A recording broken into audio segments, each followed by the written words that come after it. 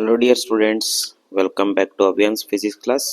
Okay, ಇಂದಿನ ಕ್ಲಾಸಲ್ಲಿ ನಾವೇನ್ ಮಾಡೋಣ ಅಂದ್ರೆ ಇವತ್ತಿನ ಕ್ಲಾಸಲ್ಲಿ ಎಲೆಕ್ಟ್ರೋಮ್ಯಾಗ್ನೆಟಿಕ್ ಇಂಡಕ್ಷನ್ ಚಾಪ್ಟರ್ ನ 2 ಮಾರ್ಕ್ಸ್ ಕ್ವಶನ್ಸ್ ಡಿಸ್ಕಸ್ ಮಾಡೋಣ. ಓಕೆ, ಇದರಲ್ಲಿ first question define magnetic flux through the surface ಅಂತೆ 1 ಮಾರ್ಕಿಗೆ, then give its mathematical formula in vector form ಅಂತೆ ಇನ್ನೊಂದು ಮಾರ್ಕ್ಸ್ಗೆ. ಸೊ ಫಸ್ಟ್ 1 ಮಾರ್ಕ್ಸ್ಗೆ ಏನ್ ಮಾಡ್ಬೇಕು, ಡಿಫಿನೇಷನ್ ಆಫ್ ಮ್ಯಾಗ್ನೆಟಿಕ್ ಫ್ಲಕ್ಸ್ ಹೇಳ್ಬೇಕು. ಹೇಗೆ ಡಿಫಿನೇಷನ್ ಹೇಳ್ತಾರೆ, ನಾವೇನ್ ಮಾಡ್ತೀವಿ, for definition purpose area 1 metre square ತಗೊಳ್ತೀವಿ ಅಥವಾ ಯೂನಿಟ್ ಏರಿಯಾ ತಗೊಳ್ತೀವಿ ಡೆಫಿನೇಷನ್ ಪರ್ಪಸ್ಗೆ. ಆಮೇಲೆ ಥೀಟಾ 0 ಡಿಗ್ರಿ ತಗೊಳ್ತೀವಿ, ಅಂದ್ರೆ angle between magnetic field and N cap. ಇವಾಗ ಏನಾಗುತ್ತೆ, magnetic flux is equal to B into A into cos theta ಆಗುತ್ತೆ. ಸೊ ಈಗ magnetic flux is equal to B into area 1 cos 01. ಸೊ ಇಲ್ಲಿ ಎಷ್ಟು ಮ್ಯಾಗ್ನೆಟಿಕ್ ಫೀಲ್ಡ್ ಲೈನ್ಸ್, ಡೆಫಿನೇಷನ್ ನೋಡಿ ಹೇಗೆ ಹೇಳ್ತಿದ್ರೆ, magnetic field lines crossing unit area normally ಅಂದ್ರೆ ಪರ್ಪೆಂಡಿಕ್ಯುಲರ್ ಆಗಿ ಅಂತ. ಸೊ ಏರಿಯಾಗೆ ಪರ್ಪೆಂಡಿಕ್ಯುಲರ್ ಆಗಿ ಎಷ್ಟು ಮ್ಯಾಗ್ನೆಟಿಕ್ ಫೀಲ್ಡ್ ಲೈನ್ಸ್ ಇದೆ ಅದನ್ನ ನಾವು ಏನಂತ ಕರಿತೀವಿ, ಮ್ಯಾಗ್ನೆಟಿಕ್ ಫ್ಲಕ್ಸ್ ಅಂತ ಕರಿತೀವಿ. Number of magnetic field lines crossing unit area normally. Next ಏನ್ ಕೇಳಿದಾರೆ, ಈ ತರ ವೆಕ್ಟರ್ ಫಾರ್ಮ್ ಅಲ್ಲಿ ಕೇಳಿದಾರೆ, magnetic flux in vector form. So vector forms ಹೇಗೆ ಬರೀಬಹುದು, flux magnetic flux by B is equal to vector form ಅಲ್ಲಿ B dot A dot product ಬರೀಬೇಕು.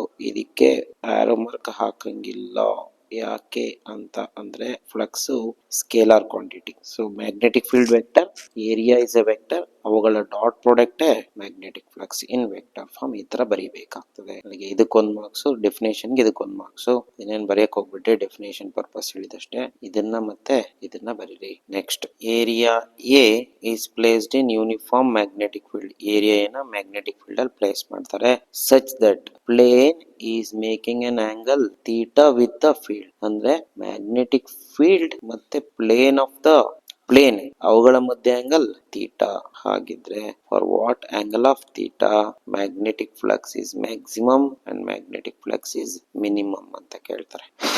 ಓಕೆ, ಸೊ ಈಗ ನಾವಿಲ್ಲಿ ಏನ್ ಹೇಳ್ಬೇಕು, ಜನರಲಿ ಫ್ಲಕ್ಸ್ ಫಾರ್ಮುಲಾ ಏನು, magnetic flux formula phi B is equal to B into A into cos theta. ಇಲ್ಲಿ theta ಅಂದ್ರೆ it is the angle between direction of magnetic field and N cap. So with respect to area ತಗೊಳ್ಬೇಕಂದ್ರೆ ನಾವೇನ್ ಮಾಡ್ಬೇಕಾದ್ರೆ 90 minus theta ತಗೊಳ್ಬೇಕಂದ್ರೆ ಉಲ್ಟಾ ಆಗ್ತದೆ. Okay, ಹಾಗಾಗಿ ಇಲ್ಲಿ ಫಾರ್ಮುಲಾದಲ್ಲಿ ಬರೋ theta with respect to N cap. ಯಾವ್ರೇನ್ ಕೇಳಿದ್ರೆ with respect to the plane ಅಂತ ಕೇಳಿದಾರೆ. ಹಾಗಿದ್ರೆ so flux will be maximum from the formula which is equal to B A when the angle between magnetic field and n cap is 0 degree. ಆದ್ರೆ ಅವ್ರು ಕೇಳಿರೋದೇನು question ಅಲ್ಲಿ, angle between with the plane ಕೇಳಿದಾರೆ. ಹಾಗಾಗಿ angle between magnetic field and the plane should be 90 degree. So this is the answer for first question. ಎರಡನೇದು, flux minimum ಯಾವಾಗಿರುತ್ತೆ ಅಂತ ಅಂದ್ರೆ 0 when the angle between magnetic field and area vector is 90 degree ಇದ್ದಾಗ. ಆದರೆ ಅವಾಗ with respect to plane ಎಷ್ಟಿರುತ್ತೆ, angle between magnetic field and the plane should be 0 degree. ನೋಡ್ರಿ ಇಲ್ಲಿ ಡಯಾಗ್ರಾಮ್ ಬರುತ್ತೆ, ತೋರಿಸ್ತೀನಿ ನಮ್ಗೆ, ಅವಾಗ ಈಸಿಯಾಗಿ ಗೊತ್ತಾಗುತ್ತೆ. ಇದು ಪ್ಲೇನ್, ಇದು N cap. Suppose magnetic field ಏನಾದ್ರೂ ಹೀಗಿದ್ರೆ, ಇವಾಗ ಇವೆರಡರ ಮಧ್ಯೆ ಇರೋ angle between B and N ಎಷ್ಟು ಡಿಗ್ರಿ ಇದೆ, 0 ಡಿಗ್ರಿ ಇದೆ. ಇವಾಗ ಫ್ಲಕ್ಸ್ ನಮ್ಗೆ ಮ್ಯಾಕ್ಸಿಮಮ್ ಬರುತ್ತೆ. ಬಟ್ ಈ ಪ್ಲೇನಿಗೂ ಮತ್ತೆ ಬಿಗೂ ಆಂಗಲ್ ಎಷ್ಟಿದೆ, 90 ಡಿಗ್ರಿ ಇದೆ ನೋಡ್ರಿ. So B with the plane 90 degree ಅಂದ್ರೂ ಒಂದೇ, ಇವೆರಡರ ಮಧ್ಯೆ 0 ಡಿಗ್ರಿ ಅಂದ್ರೂ ಒಂದೇ. ಅದೇ ತರ ಹೀಗಿದ್ರೆ ನೋಡ್ರಿ, this the plane, again this is our N cap ಅಂತ ಇಟ್ಕೊಳ್ಳೋಣ.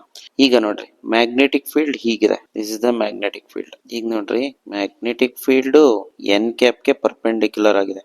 ಸೊ ಬಿ and n ಮಧ್ಯೆ ಆಂಗಲ್ theta 90 ಡಿಗ್ರಿ ಇರುತ್ತೆ. Flux will be minimum which is equal to 0 ಆ ತರನಾರು ಬರೀಬಹುದು, ಅಥವಾ angle between magnetic field and the plane. ನೋಡ್ರಿ ಇವೆರಡರ ಮಧ್ಯೆ ಆಂಗಲ್ ನೋಡ್ರಿ, ಪ್ಲೇನು ಮತ್ತೆ ಮ್ಯಾಗ್ನೆಟಿಕ್ ಫೀಲ್ಡ್ ಅದೇ ಪ್ಲೇನ್ ಅದೇ theta 0 degree with respect to plane theta 0 degree, ಅವಾಗ್ಲೂ ಫ್ಲಕ್ಸ್ ಮಿನಿಮಮ್ ಆಗುತ್ತೆ. ಬಟ್ ನಾನು ಇದನ್ನ ಯಾಕೆ with respect to B and N ಹೇಳಿದೆ ಅಂದ್ರೆ, ನಮಗೆ ಆಕ್ಚುಯಲ್ ಫಾರ್ಮುಲಾ ಬರೋ ಥೀಟಾ ಇಲ್ಲಿ ವಿತ್ ರೆಸ್ಪೆಕ್ಟ್ ಟು ಏರಿಯಾ ಅಲ್ಲ, with respect to N cap ತಗೊಳ್ಬೇಕು, ಅದಕ್ಕೆ ಹೇಳಿದೆ. ಸೊ ಇಲ್ಲಿ ಕೇಳಿರೋ ಪ್ರಕಾರ ನೀವು ಇದನ್ನಾದ್ರೂ ಬರೀರಿ.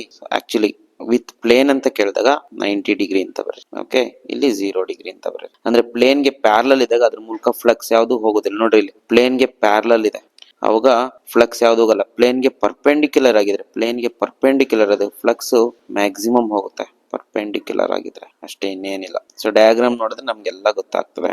ಓಕೆ, ನಾವು can we take the next question. State and explain Faraday's law of electromagnetic induction. Statement 1 marks, explanation 1 marks. So statement ಏನು ಹೇಳುತ್ತೆ? Statement. So according to Faraday's law, magnitude of ಈ ತರ ಬರೆಯೋಣ ಬುಕ್ ಅಲ್ಲಿರೋ ಹಂಗೆ, magnitude of induced EMF is directly proportional to the rate of change of magnetic flux linked with the coil, and it lasts as long as the flux linking with the coil changes. ಅಂದ್ರೆ magnetic flux ಎಲ್ಲಿ ತನಕ ಇರುತ್ತೆ ಅಂತಂದ್ರೆ, ಎಲ್ಲಿ ತನಕ magnetic flux linked with the coil change ಆಗುತ್ತೋ ಅಲ್ಲಿ ತನಕನು ಇ ಎಂ ಎಫ್ ಇಂಡ್ಯೂಸ್ ಆಗುತ್ತೆ. ಆ ಇಂಡ್ಯೂಸ್ಡ್ ಇ ಎಂ ಎಫ್ ಅಂದ್ರೆ ಎಕ್ಸ್ಪ್ಲನೇಷನ್ ಬರೆಯುವ. So magnitude of induced E M F ಅಂದ್ರೆ ಇ ನ ಮ್ಯಾಗ್ನಿಟ್ಯೂಡ್ ಜಸ್ಟ್ ಇ ಅಂತ ಬರ ಈಸ್ ಈಕ್ವಲ್ ಟು ಅಥವಾ proportional to rate of change of magnetic flux. Magnetic flux is B, change in magnetic flux is D phi. So with respect to time is D phi by D T. ಇಲ್ಲಿ E ಅಂದ್ರೆ induced E M F and D phi is the change in magnetic flux and time is D T is the time. ಇಷ್ಟ explanation ಬರೆದ್ರೆ ಸಾಕು. Statement ಮಾತ್ರ correct ಆಗಿ ಬರೆಯಬೇಕು. Next, state and explain Lenz law in electromagnetic induction. Statement and explanation ಅಂತೆ. Okay, let us take the statement. ಏನ್ ಹೇಳುತ್ತೆ ಅಂದ್ರೆ ಇದು ನೋಡ್ರಿ, ಇಲ್ಲಿ ವೆರಿ ಇಂಪಾರ್ಟೆಂಟ್, ಇದು ಬರೀಬೇಕು. Magnitude of induced M F ಅಂತ ಬರೀಬೇಕು. ಓಕೆ, ಇಲ್ಲಿ ಬರೆಯುವಾಗ lens law direction of induced M F ಅಂತ ಬರೀಬೇಕು. ಮೋಸ್ಟ್ಲಿ ಜ್ಞಾಪಕ ಇರುತ್ತೆ ನಿಮ್ಗೆ, ಇರ್ಲೇಬೇಕು.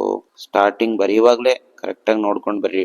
Direction of induced E M F is always oppose the cause producing it, ಅಥವಾ cause producing it ಅಥವಾ change in magnetic flux ಅಂತನಾದ್ರೂ ಬರೀ. ಅಂದ್ರೆ ಯಾರು ಇಂಡ್ಯೂಸ್ಡ್ ಇ ಎಂ ಎಫ್ ಬರಂಗ್ ಮಾಡ್ತಾರೋ ಅವ್ರನ್ನ ಅದೇನ್ ಮಾಡುತ್ತೆ, ಅಪೋಸ್ ಮಾಡುತ್ತೆ. ಯಾರದು? Cause producing it. Change in magnetic flux is the cause. ಅಂದ್ರೆ ಮ್ಯಾಗ್ನೆಟಿಕ್ ಫ್ಲಕ್ಸ್ ಚೇಂಜ್ ಆದ್ರೆ ಇ ಎಂ ಎಫ್ ಇಂಡ್ಯೂಸ್ ಆಗುತ್ತೆ. ಇಂಡ್ಯೂಸ್ಡ್ ಇ ಎಂ ಎಫ್ ಅದನ್ನ ಏನ್ ಮಾಡುತ್ತೆ, ಅಪೋಸ್ ಮಾಡುತ್ತೆ. Opposite direction direction of induced E M F. Explanation ನೋಡ್ರಿ. So according to Lenz law ಅಂತ ಬರೆದು is equal to D phi by D T the magnitude. Direction ಬೇಕಂದ್ರೆ ಒಂದು ನೆಗೆಟಿವ್ ಸೈನ್ ಅನ್ನ ಹಾಕೊಳ್ಬೇಕು. This is the explanation of Lenz law. ಅಥವಾ ಹಿಂಗೂ ಬರೀಬಹುದು, when the north pole of magnet the north pole of magnet moving towards the coil acts as a north pole and the current in the coil is anti-clockwise. ಸರಿ, ಇದು ಹೆಂಗೆ ಅಂತ ನೋಡ್ರಿ, simple ಆಗಿ ಹೇಳ್ಕೊಟ್ಬಿಡ್ತೀನಿ. ಇಲ್ಲಿ ಬರ್ದಿರೋ ಸೆಂಟೆನ್ಸ್ ಏನಿಲ್ಲ, ಒಂದು ಮ್ಯಾಗ್ನೆಟ್ ಅನ್ನ ತಗೊಳ್ಳಿ, ಸೋರ್ಸ್ ಇದು, ಇಲ್ಲೊಂದೇನಿರುತ್ತೆ, ಕಾಯಿಲ್ ಇರುತ್ತೆ. ಪರ್ಪೆಂಡಿಕ್ಯುಲರ್ ಪ್ಲೇನ್ ಅಲ್ಲಿ ಇದೆ ಇದು coil.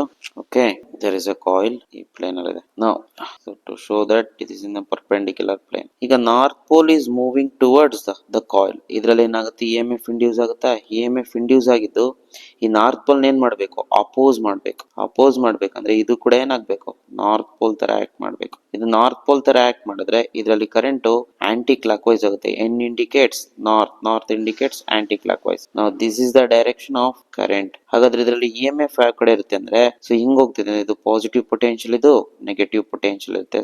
Positive to negative. So direction of current ಹೇಳ್ಬೋದು, direction of E M F ಹೇಳ್ಬೋದು. ಒಂದು ಪಾಸಿಟಿವ್ ಪೊಲಾರಿಟಿ ಇರುತ್ತೆ, ಇನ್ನೊಂದ್ ಕಡೆ ನೆಗೆಟಿವ್ ಪೊಲಾರಿಟಿ ಇದೆ. ಹಾಗಾಗಿ ಕರೆಂಟ್ ಈ ಡೈರೆಕ್ಷನ್ ಹೋಗುತ್ತೆ, ಆಂಟಿ ಕ್ಲಾಕ್ ವೈಸ್ ಹೋಗುತ್ತೆ ಅಂತ ಹೇಳ್ಬೋದು. This the direction of induced E M F, this the direction of induced current. when north pole is moving towards the coil. So ಇದನ್ನ ಸ್ವಲ್ಪ ಎಕ್ಸ್ಟ್ರಾ ಎಕ್ಸ್ಪ್ಲನೇಷನ್ ಬೇಕಾದ್ರೆ ಬರಿಬಹುದು ಈ ತರ. Okay, next question number 5. Using Lenz law use ಮಾಡಿ mention the polarity of induced EMF. ಇವಾಗ ತಾನೇ ಹೇಳ್ಕೊಟ್ಟೆ. In a circular coil when the magnet is moved towards and away from the coil. ಇದನ್ನೇ ಹೇಳ್ಬೇಕಷ್ಟೇ, ಇನ್ನೇನಿಲ್ಲ. ಇವಾಗ ತಾನೇ ಹೇಳ್ಕೊಟ್ಟಿದ್ನ ಮತ್ತೆ ಹೇಳ್ತೀನಿ. ಓಕೆ, ಸೊ ಇಲ್ಲೇನಾಗಿದೆ, ಒಂದು ಮ್ಯಾಗ್ನೆಟ್ ಅನ್ನ ತಗೊಳ್ಳುವ.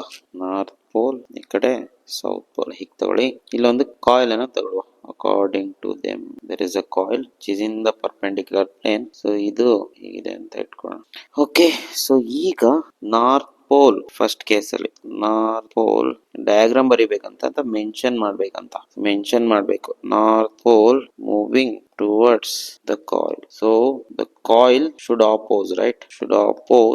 So according to Lenz law, it acts like a oppose ಮಾಡ್ಬೇಕಂದ್ರೆ ನಾರ್ತ್ ಪೋಲ್ ಹತ್ರ ಬಂದಾಗ ಇದು ಕೂಡ ಏನಾಗಬೇಕು, ನಾರ್ತ್ ಪೋಲ್ ತರನೇ ಆಕ್ಟ್ ಮಾಡ್ಬೇಕು. should acts like a north pole. ಈ ನಾರ್ತ್ ಪೋಲ್ ಅಂದ್ರೆ ಈ ತರ ಹೋಗುತ್ತೆ ನೋಡ್ರಿ current. So like a acts like a north pole. So the current is in the anti-clockwise direction. Okay, second case, ಇದು moving towards ಆಯ್ತು. ಇಲ್ಲೇನ್ ಮಾಡ್ಬೇಕು, ಮೂವಿಂಗ್ ಅವೇನು ಕೇಳಿದಾರ. ಸೊ ಮೂವಿಂಗ್ ಅವೇ ಇದ್ದಾಗ ಏನಂತ ಬರೆಯೋಣ, ಸೇಮ್ ಅದೇ ಡಯಾಗ್ರಾಮ್ ತಗೊಳ್ಳಿ. North pole and it is moving away. ಇದೇನಿದು coil in the plane of the coil, ಈ ತರ ಇದೆ.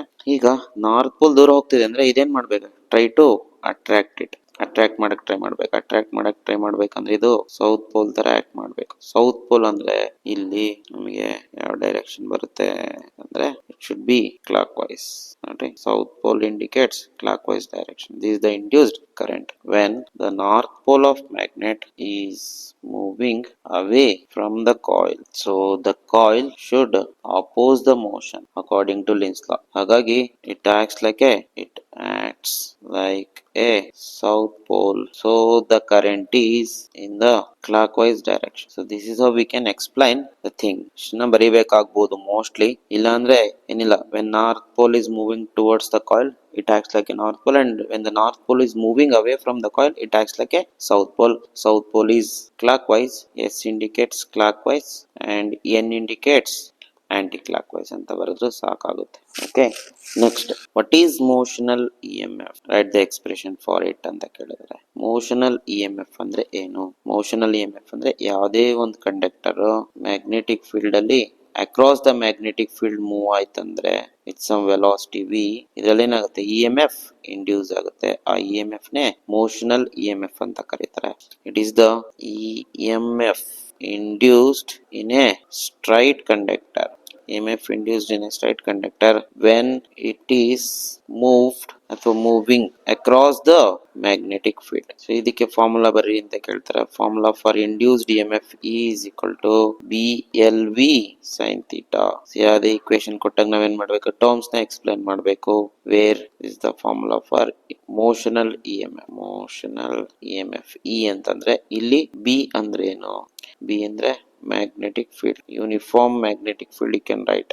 L ಅಂದ್ರೆ ಲೆಂತ್ ಆಫ್ ಕಂಡಕ್ಟರ್, V ಅಂದ್ರೆ velocity of conductor, theta is the angle between the direction of magnetic field and direction of velocity. Okay, ಇಷ್ಟು motional EMF and its expression. Next question. Give the expression for mutual inductance between two coaxial solenoid and explain the terms. And just formula ಬರಿಬೇಕಲ್ಲ. Again the formula for mutual inductance M is equal to mu naught N1 N2 L into pi R1 square. So this is the formula for mutual inductance. ಇಲ್ಲಿ mu naught ಅಂದ್ರೆ where mu naught is permeability of free space.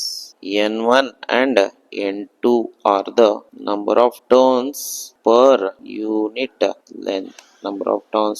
length, and L is the length of solenoid. ಆಮೇಲೆ R1 is the radius of inner solenoid. So this is the formula of mutual inductance of a coaxial solenoids.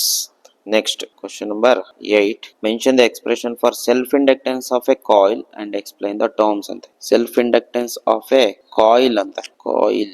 Self-inductance of a coil. Self-inductance of a coil is given by L is equal to mu naught N square A into L. ನಿಂಗೆ ಈ ತರ ಬರ್ತಾ ಇದ್ದಾರೆ mu naught N square A into L. Terms explain ಮಾಡ್ರಿ ಅಂತ ಕೇಳ್ತಾರೆ. Where ಇದಕ್ಕೆ box ಹಾಕ್ಬೇಡ. Where mu naught is again permeability of free space and then N is the number of turns per unit length and then A area of cross section of solenoid and then L is the length of solenoid. Length of coil ಅಂತ ಕೊಟ್ಟರೆ solenoid ಬರಿಬೇಕು actually self inductance ಗೆ. Okay, ಇಷ್ಟನ್ನ ಬರೆದ್ರೆ ಸಾಕು. Can we take next question here. Draw the neat label diagram of AC generator ಅಂತೆ. AC generator diagram ಬರಬೇಕು. ಅಲ್ಲಿ ಎಲ್ಲ ಲೇಬಲ್ ಡಯಾಗ್ರಾಮ್. ಸೊ ನಿಮ್ಮ NCERT ಬುಕ್ ಅಲ್ಲಿ 3 ಡೈಮೆನ್ಷನಲ್ ಡಯಾಗ್ರಾಮ್ ಇದೆ. 2D ಸ್ಕೆಚ್ ತರ ಬರದ್ ಬೇಡ, ಯಾಕಂದ್ರೆ 3D ಬರೀತಾ ಹೋದ್ರೆ ಅದು ಹಿಂಸೆ ಆಗುತ್ತೆ. ಈ ತರ ಬರದ್ ಬೇಡ. ರೆಕ್ಟ್ಯಾಂಗ್ಯುಲರ್ ಕಾಯಿಲ್, ಇದು ಆಕ್ಸಿಸ್ ಆಫ್ ರೊಟೇಷನ್, ಇದಕ್ಕೆ ಏನಾರ ಹೆಸರು ಕೊಡಿ, ABCD. ಆಮೇಲೆ ಇಲ್ಲಿ ಮ್ಯಾಗ್ನೆಟ್ ಅನ್ನು ಪ್ಲೇಸ್ ಮಾಡಿ. ಇದು north pole of magnet and this the south pole of magnet and mention the magnetic field. B is the magnetic field ಅಷ್ಟೇ. ಸೊ ಇದು ಈ ರೀತಿ ರೊಟೇಟ್ ಮಾಡ್ಬೇಕು ಇದನ್ನ ಒಮೆಗಾ ಸ್ಪೀಡ್ ಅಲ್ಲಿ. ಅಷ್ಟೆಲ್ಲ. ಸೊ ಇಲ್ಲಿ ಕಾಯಿಲ್ ನ 2 ಟರ್ಮಿನಲ್ಸ್ ಇಂದ ಎಂತ ಕನೆಕ್ಟ್ ಮಾಡ್ಬೇಕಂದ್ರೆ ಸ್ಲಿಪ್ ರಿಂಗ್ ಕನೆಕ್ಟ್ ಮಾಡ್ಬೇಕು. ಸೊ ಇದು ಹೀಗಿರುತ್ತೆ. ಅದೇ ಆಕ್ಸಿಸ್ ಮೂಲಕ ಇನ್ನೊಂದು ಸ್ಲಿಪ್ ರಿಂಗ್ ಕನೆಕ್ಟ್ ಮಾಡಿ. ಆಮೇಲೆ ಅಲ್ಲಿಂದ 2 ಕನೆಕ್ಟಿಂಗ್ ವೈರ್ಸ್ ನ ತಗೊಳ್ಳಿ. ಇಲ್ಲಿಂದ ಒಂದು ವೈರ್ ತಗೊಳ್ಳಿ, ಎಕ್ಸ್ಟರ್ನಲ್ ರೆಸಿಸ್ಟರ್ ಗೆ ಕನೆಕ್ಟ್ ಮಾಡಿ. ಇಷ್ಟ ನೋಡ್ರಿ, ದಿಸ್ ದ ಎಕ್ಸ್ಟರ್ನಲ್ ರೆಸಿಸ್ಟರ್. ಇಲ್ಲಿ ಇನ್ನೊಂದು I forgot the carbon brushes, very important. ಇಲ್ಲಿ ಕಾರ್ಬನ್ ಬ್ರಷಸ್ ನ ಹಾಕಿ. ಓಕೆ, ಮಾರ್ಕ್ ಮಾಡಿ. ಈಗ ಲೇಬಲ್ ಡಯಾಗ್ರಾಮ್ ಅಂತ ಹೇಳ್ತಾರೆ. ಇದು ಪರ್ಮನೆಂಟ್ ಮ್ಯಾಗ್ನೆಟ್ಸ್, ಇದೇನಿದು ಲೋಡ್ ರೆಸಿಸ್ಟರ್ ಅಂತ ಬರೀರಿ. ಇದು ಮತ್ತೆ ಇದು ಸ್ಲಿಪ್ ರಿಂಗ್ಸ್, ಆಮೇಲೆ ಇದು ಕಾರ್ಬನ್ ಬ್ರಷಸ್, ಇದೇನಿದು ಆಕ್ಸಿಸ್ ಆಫ್ ರೊಟೇಷನ್, ಇದು ಕಾಯಿಲ್. ಅಷ್ಟೆಲ್ಲ. ಓಕೆ, ಇದು ಆಕ್ಸಿಸ್ ಆಫ್ ರೊಟೇಷನ್. ಈ ಬ್ಲೂ ಕಲರ್ ಇರೋದು ಸ್ಲಿಪ್ ರಿಂಗ್ಸ್, ಈ ಬ್ಲಾಕ್ ಕಲರ್ ಇರೋಂಥದ್ದು ಕಾರ್ಬನ್ ಬ್ರಷಸ್. ಇದೇ ಕಾರ್ಬನ್ ಬ್ರಷಸ್, ಸ್ವಲ್ಪ ದೊಡ್ಡದಾಗಿ ಬರೀತೀನಿ. ಓಕೆ, ಇದು ಕಾರ್ಬನ್ ಬ್ರಷಸ್. ಇದು ಬ್ಲೂ ಕಲರ್ ಇರೋಂಥದ್ದು ಸ್ಲಿಪ್ ರಿಂಗ್ಸ್ ಗಳು, ಇದು ಕಾರ್ಬನ್ ಬ್ರಷ್ ಗಳು ಎರಡು. Okay dear students, the next question is question number 10. The magnetic flux linked with the coil. Flux ಏನಾಗಿದೆ ಅಂತೆ, ಚೇಂಜ್ ಆಗಿದೆ ಅಂತೆ. ಎಷ್ಟಿತ್ತು? 5 into 10⁻³ now it has become 3 into 10⁻³ Weber ante in 0.01 second. Then calculate the induced EMF in the coil. Very simple question. ಏನ್ ಕೊಟ್ಟಿದ್ದಾರೆ? Flux 1 ಕೊಟ್ಟಿದ್ದಾರೆ, 5 into 10⁻³ Weber. Flux 2 ಕೊಟ್ಟಿದ್ದಾರೆ, 3 into 10⁻³ Weber. Time ಕೊಟ್ಟಿದ್ದಾರೆ, let it be dt 0.01 second or it can be written as 10⁻² second. ಈಗ ನಾವೇನ್ ಕಂಡುಹಿಡಬೇಕು? Induced EMF ಕಂಡುಹಿಡಬೇಕು. So formula is minus of d∅ by dt. So E is equal to minus d∅ ಅಂದ್ರೆ ಏನ್ ಗೊತ್ತಾ? ಅಲ್ಲಿ ಯಾವಾಗಲೂ ಅಷ್ಟೇ ಡಿಫರೆನ್ಸ್ ತಗೊಳ್ಳುವ. 5 2 minus 5 1 ಇರುತ್ತೆ. ಸೊ d∅, 5 2 5 minus 5 2 3 ಅಲ್ವಾ? 5 2 3 5 1 is 5. 3 minus 5 to 10⁻³ so d∅ is equal to minus 2 into 10⁻³ Weber. so ಇದು d∅, change in flux. ಅಲ್ಲಿಗೆ minus 2 into 10⁻³ divided by what is the time taken? 10⁻². EMF minus into minus plus ಆಗ್ತದೆ. ಇದು ಮೇಲೆ ಹೋದ್ರೆ minus 2, ಅಲ್ಲಿಗೆ 2 into 10⁻⁻1 it will become 0.2 volt is the correct answer. Next, okay, again numericals ಇದೆ. Question number 11. A wheel of 10 metallic spokes, each of 0.5 meter long, is rotated with a speed of 120 revolutions per minute ಅಂತೆ. ಏನಿಲ್ಲ, ಇಲ್ಲೊಂದು wheel ಇದೆ, wheel ನ rotate ಮಾಡ್ತಾರೆ. So let me take a wheel. ಇದಕ್ಕೆ spokes ಇದೆಯಂತೆ. ಎಷ್ಟಿದೆ ಸ್ಪೋಕ್ಸ್?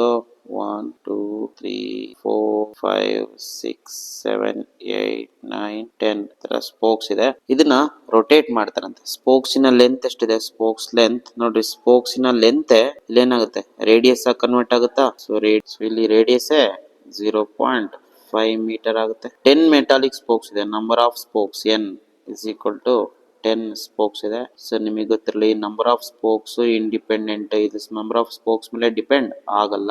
ಸೊ ಎಷ್ಟು ಸ್ಪೀಡ್ ಅಲ್ಲಿ ರೊಟೇಟ್ ಮಾಡ್ತಾರೆ? 120 ಸ್ಪೀಡ್ ಅಲ್ಲಿ ರೊಟೇಟ್ ಮಾಡಿ 120 RPS. ಅಂಡ್ ಸೊ ಅಲ್ಲಿ ಫ್ರೀಕ್ವೆನ್ಸಿ ಎಷ್ಟಿದೆ?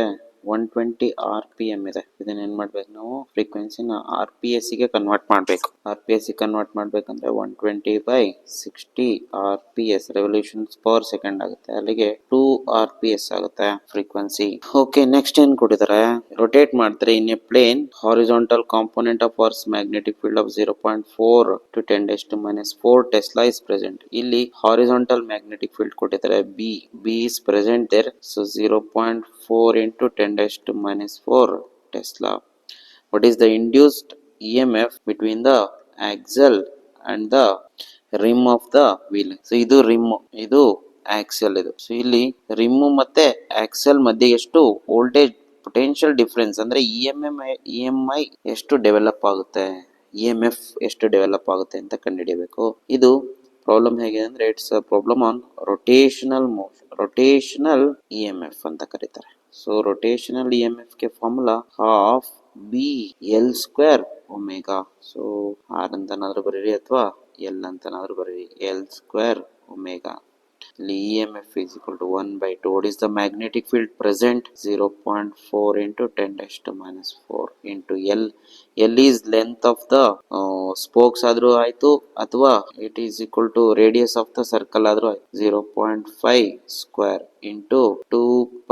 Omega can be written as 2πf ಅಲ್ವಾ? ಹಾಗಾಗಿ 2π. ಫ್ರೀಕ್ವೆನ್ಸಿ ಎಷ್ಟು? 2. ಸೊ ಇದನ್ನ ನೀವು ಕ್ಯಾಲ್ಕುಲೇಟ್ ಮಾಡಿದ್ರೆ you are going to get around 6.28 into 10⁻⁻⁵ volt ಬರುತ್ತೆ ಆನ್ಸರ್. ಸೊ ಅಷ್ಟೇ ಇದೆ ನೋಡಿ, 6.28 ಬಂದಿದೆ, 6.28. So which is the correct answer. Okay, so use this formula rotational EMF ಗೆ of BL² ಒಮೆಗಾನ ಯೂಸ್ ಮಾಡಿ. Okay, now can we take the next question number 12. So question number 12 ಏನ್ ಹೇಳುತ್ತೆ ಅಂತಂದ್ರೆ, the pedals of a stationary bicycle. Stationary bicycle ಅಂದ್ರೆ cycle ನಿಂತಿದೆ, ಅದನ್ನ pedals attach to 100 turn coil of area 0.1 metre square. So ಇಲ್ಲಿ pedal ಇದೆಯಂತೆ, ಅಂದ್ರೆ pedalling ಮಾಡ್ತೀವಲ್ಲ, ಸೊ ಅದನ್ನ ಏನ್ ಮಾಡ್ತಾರೆ, ಒಂದು ಕಾಯಿಲ್ ಗೆ ಕನೆಕ್ಟ್ ಮಾಡ್ತಾರೆ. ಕಾಯಿಲಿನ ನಂಬರ್ ಆಫ್ ಟರ್ನ್ಸ್ ಎಷ್ಟು? 100 ಮತ್ತೆ area of the coil 0.10 meter square ಇದೆ. Next, the coil rotates half revolution per second ಅಂತೆ. ಸೊ ಹಾಗಾದ್ರೆ half revolution per second definitely ಏನಿದೆ? Frequency 1/2 revolution per second RPS. Next, it is placed in a magnetic field of 0.01 Tesla. ಹಾಗಾದ್ರೆ ಇದನ್ನ ಏನ್ ಮಾಡ್ತಾರೆ? Magnetic field ಅಲ್ಲಿ place ಮಾಡ್ತಾರೆ. What is the value of magnetic field? 0.01 Tesla ಇದೆ. So ಇಲ್ಲೇನಿಲ್ಲ, coil ನ ಮ್ಯಾಗ್ನೆಟಿಕ್ ಫೀಲ್ಡ್ ಅಲ್ಲಿ ರೊಟೇಟ್ ಮಾಡಿದಾಗ EMF ಇಂಡ್ಯೂಸ್ ಆಗುತ್ತೆ. So perpendicular to the axis of rotation ಅಂತೆ. ಸೊ ಆಕ್ಸಿಸ್ ಆಫ್ ರೊಟೇಷನ್ ಗೆ ಪರ್ಪೆಂಡಿಕ್ಯುಲರ್ ಆಗಿದೆ ಅಂತೆ. Okay, then what is the maximum voltage generated in the coil? So maximum voltage ಬರಬೇಕು. ಯಾಕೆಂತಂದ್ರೆ ಯಾವುದೇ ಒಂದು ಇಟ್ಸ್ ಲೈಕ್ AC ಜನರೇಟರ್ ತರ, ಸ್ಮಾಲ್ ಜನರೇಟರ್ ಅಷ್ಟೇ, ಏನೇನಿಲ್ಲ ಸೈಕಲ್ ಅಲ್ಲಿ. AC generator formula instantaneous E0 sine of omega T ಅಥವಾ E0 ಸೈನ್ ಥೀಟಾ. ಸೊ ಇಲ್ಲಿ E is equal to theta 90 degree ಕೊಟ್ಟಾಗ ಏನಾಗುತ್ತೆ? E is equal to E0 ಆಗುತ್ತೆ. So E is equal to maximum value E max. So E0 ಏನಂತ ಬರೀಬಹುದು? NAB omega ಅಂತ ಬರೀಬಹುದು ಅಷ್ಟೇ, ಏನೇನಿಲ್ಲ. So E max maximum value. N ಎಷ್ಟು? ನಂಬರ್ ಆಫ್ ಟರ್ನ್ಸ್ 100 ಇದೆ, ಏರಿಯಾ 0.1 ಇದೆ, B ಎಷ್ಟಿದೆ? 0.01 ಇದೆ, into omega can be written as 2π. F ಎಷ್ಟು? ಫ್ರೀಕ್ವೆನ್ಸಿ 1/2. ಸೊ ಎಲ್ಲಾನು ಮಲ್ಟಿಪ್ಲೈ ಮಾಡಿ ಕ್ಯಾಲ್ಕುಲೇಟ್ ಮಾಡಿದರೆ ನಿಮಗೆ ಈ ಮ್ಯಾಕ್ಸಿಮಮ್ 0.314 ವೋಲ್ಟ್ ಬರುತ್ತೆ. ಓಕೆ, ಸೊ ಆನ್ಸರ್ ಈಸ್ 0.314 ಇದೆ ನೋಡ್ರಿ ಅಷ್ಟೇ. ನೆಕ್ಸ್ಟ್ ಕ್ವಶನ್ ನಂಬರ್ 13 ಏನ್ ಹೇಳುತ್ತೆ? ಎ ವರ್ಟಿಕಲ್ ಕಾಪರ್ ಡಿಸ್ಕ್ ಅಂತೆ.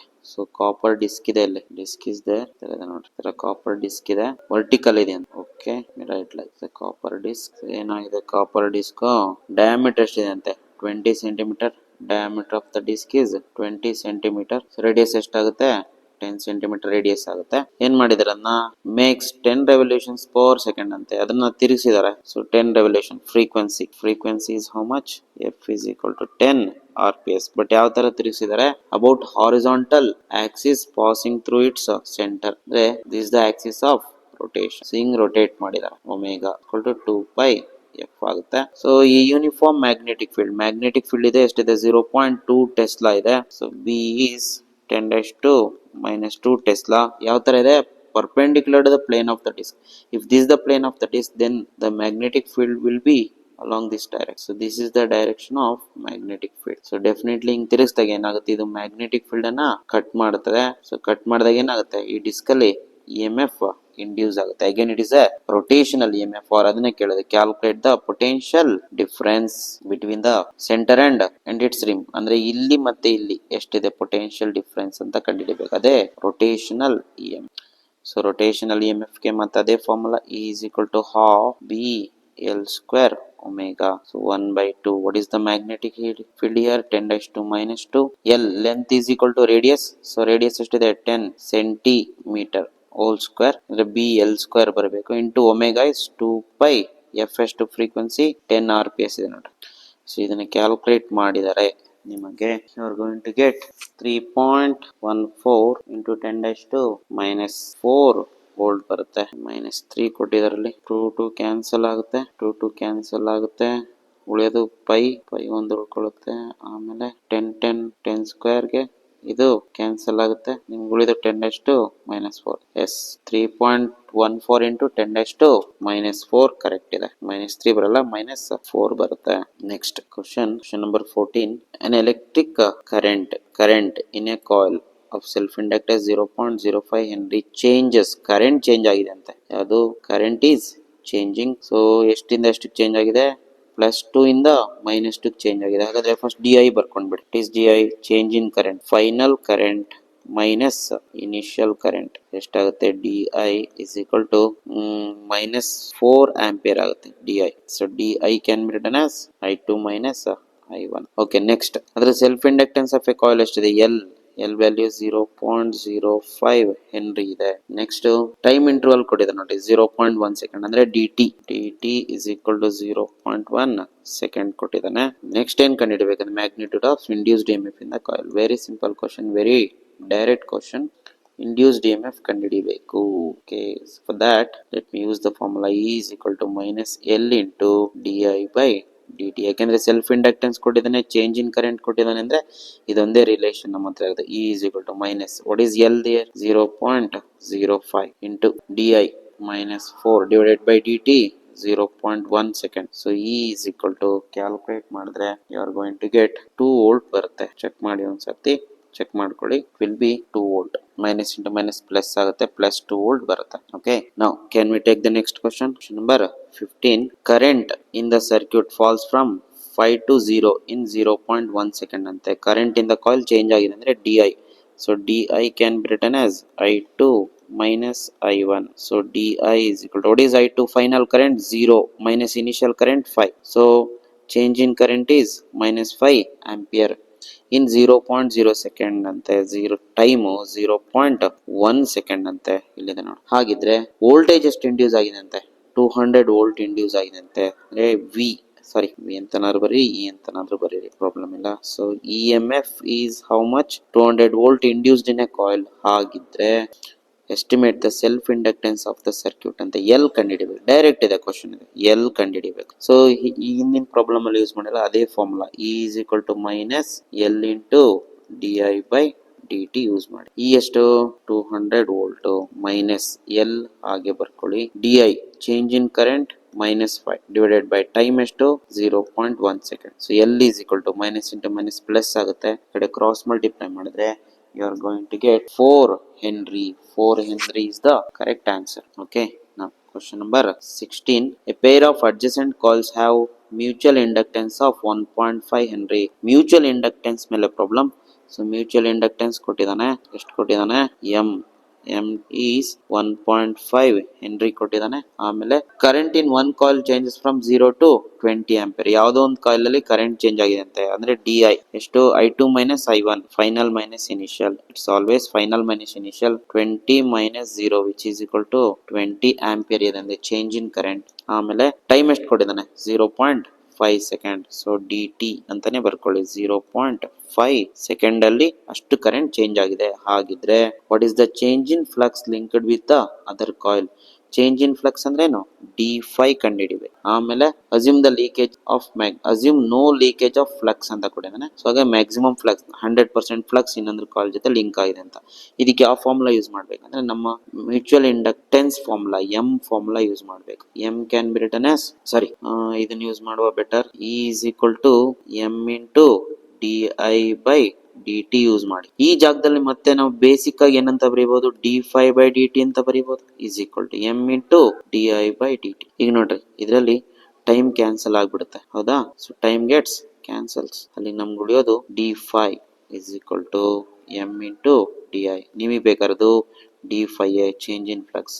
ಎಂ ಎಷ್ಟು 1.5. ನಾವು what is the change in current 20. ಇಲ್ಲಿ ಟೈಮ್ ಕ್ಯಾನ್ಸಲ್ ಆಗುತ್ತೆ, ಟೈಮ್ ಅವಶ್ಯಕತೆನೇ ಇಲ್ಲ ನಮಗೆ. So 1.5 times 20 is 30 weber flux ತಾನೆ, 30 ವೆಬರ್ ಬರುತ್ತೆ. That's it. ಓಕೆ, ಸೊ ಇಷ್ಟು 16ನೇ ಕ್ವಶನ್ಗೆ ಆನ್ಸರ್. ನೆಕ್ಸ್ಟ್ 17ನೇ ಕ್ವಶನ್ ಏನಿರುತ್ತೆ, self inductance of energy stored is 3.75 joule.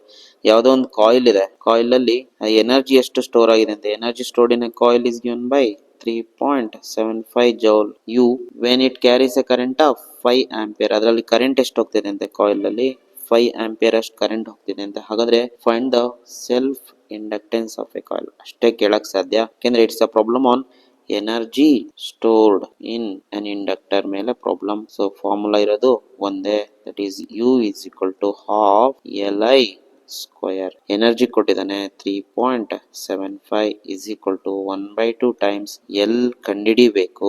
Current ಎಷ್ಟು 5, ಸ್ಕ್ವೇರ್ ಇದೆ ಸ್ಕ್ವೇರ್ ಹಾಕಿ. So L comes out to be 0.3 henry. Calculate ಮಾಡಿ 0.3 henry ಬರುತ್ತೆ current, self inductance 0.3 henry. So ಇಲ್ಲಿಗೆ 2 mark questions complete ಆಗುತ್ತೆ. ನೆಕ್ಸ್ಟ್ ವಿಡಿಯೋದಲ್ಲಿ 3 marks questions discuss ಮಾಡೋಣ. So till then, so ಒಂದು ರಿಕ್ವೆಸ್ಟ್, ದಯವಿಟ್ಟು ವಿಡಿಯೋನ ಶೇರ್ ಮಾಡಿ, ಸಬ್ಸ್ಕ್ರೈಬ್ ಮಾಡಿ, ಮತ್ತೆ ಕಾಮೆಂಟ್ ಮಾಡಿ, ಲೈಕ್ ಮಾಡಿ.